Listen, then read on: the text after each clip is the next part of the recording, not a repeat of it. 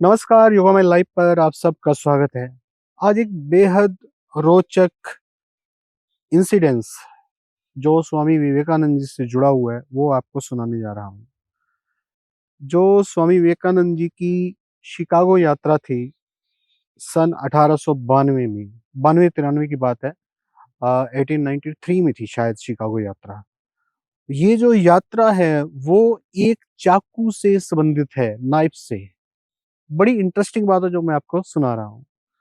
हुआ क्या कि शिकागो में विश्व धर्म सम्मेलन होने जा रहा था और जो विवेकानंद जी हैं, उनके मन में था कि उस विश्व धर्म सम्मेलन को वो जॉइन करें और भारत का जो हिंदुइज़्म है, ख़ास तौर पे वेदांत का वो पक्ष रखें।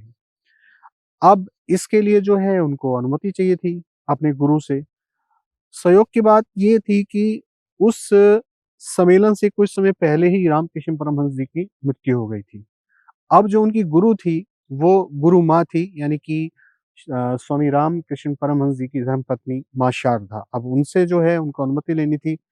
उन्होंने माँ से वो मिलने गए आश्रम में, तो अनुमति माँगी कि मैं ऐसे-ऐसे जो है कल अ, यानी कल नहीं कि जाना चाहता हूँ कि मैं शिकागो में धर्म सम्मेलन में भाग लेना चाहता हूँ। तो माँ शारदा ने उनको बड़े ध्यान से देखा, पाँव से लेके सर तक। तो स्वामी जी भी, उस वक़्त उनका नाम स्वामी विवेकानंद नहीं था, नरेंद्र अ, नाथ दत्त उनका नाम था। तो नरेंद्र जी को माँ शारदा ने बड़े ध्यान से देखा और कहा कि आप कल आना, मैं कल जो है आपको बताऊँगी कि मैं आपको अनुमति दूँगी या नहीं। तो स्वामी जी का मन थोड़ा-सा विचलित हुआ, जैसे आदमी सोचता है, सोच के जाता है कि हाँ, अभी जाऊँगा और माँ जो है आशीर्वाद दे देंगी और अनुमति दे देंगी कि जाओ, हमारा आशीर्वाद आपके साथ है। लेकिन उन्होंने कल आने के लिए कहा है। रात भर वो सोचते रहे, तरह-तरह के जैसे दिमाग में प्रश्न उपजते हैं किसी भी व्यक्ति के, कि गुरु के पास जाना है, पता नहीं गुरु कौन से प्रश्न पूछेगा, गुरु माँ कौन से प्रश्न पूछेंगी। और याद रखिए कि एक चाकू से संबंधित है ये सारी की सारी बात। एक चाकू ने भिजवाया था उनको शिकागो। तो अगले दिन वो सुबह-सुबह तैयार होके जो समय माँ ने दिया था उनके पास पहुँचे। अब होता क्या है कि स्वामी जी तो बड़ी तैयारी के साथ गए थे। शायद रात भर जो है वो याद करते रहे होंगे कि माँ ये भी पूछ सकती हैं, वो भी पूछ सकती हैं कि वहाँ जाके क्या बोलोगे? कैसे शुरुआत करोगे? किस तरीके से अपने धर्म के बारे में बताओगे? बहुत सारी बातें उनके दिमाग में थी। जैसे कि एग्ज़ाम देने से पहले हम सबके दिमाग में होती है और जब एग्ज़ाम सामने आता है तो फिर वो एक अलग ही चीज़ होती है। तो माँ के सामने वो पहुँचते हैं, तो शारदा माँ उन्हें बोलती हैं कि काम कर रही हैं अपना वो रसोई के अंदर। तो विवेकानंद जी उन्हें बोलते हैं कि माँ मैं आ गया, आपका आशीर्वाद लेने के लिए, वो मुझे शिकागो यात्रा पे जाना है। तो शारदा माँ उनको एक बात बोलती हैं कि वो सामने जो चाकू रखा है, वो मुझे उठा के दे दो।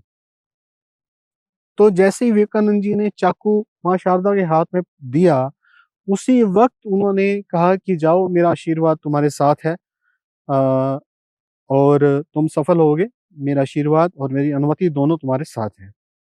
तो बड़े अचरज में पड़ गए विवेकानंद जी भी, ये क्या बात हुई कि चाकू उन्होंने मुझे से मँगवाया और मुझसे चाकू ले लिया और मुझे बोल दिया कि जाओ, तुम्हें आशीर्वाद तुम्हारे साथ है। तो बोले कि माँ, मैं एक बात जानना चाहता हूँ कि आपने, मैं तो रात भर सोचता रहा कि आप मुझसे पता नहीं क्या-क्या पूछेंगी, लेकिन आपने तो ये चाकू मँगवाया मुझसे और उसके तुरंत बाद आपने बोल दिया कि जाइए, कि आपको आशीर्वाद भी है और उन्नति भी है। तो माँ ने कहा कि उस चाकू देने के तरीके से मैंने पता लगा लिया कि तुम कामयाब होगे या नहीं। अक्सर होता क्या है, जब कोई व्यक्ति चाकू किसी को पकड़ाता है, नाइफ किसी को पकड़ाता है, तो वो धार वाला हिस्सा जो है उसकी साइड कर देता है। लेकिन विवेकानंद जी ने ऐसा नहीं किया था। उन्होंने धार वाला हिस्सा अपनी साइड रख के, जो मुट्ठे वाला हिस्सा था, लकड़ी वाला था, वो माँ के हाथ में दिया था। तो माँ को समझ आ गई थी, उनके दिमाग की साइकोलॉजी, उनकी फिलॉसफी समझ आ गई थी कि ये दुनिया के लिए कुछ करना चाहते हैं, उसके लिए खुद चोट भी खाने के लिए ये तैयार है। तो ये इस तरीके से एक घटना थी, जो एक चाकू से जुड़ी हुई थी। एक चाकू ने पहुँचाया शिकागो धर्म सम्मेलन में स्वामी विवेकानंद जी को।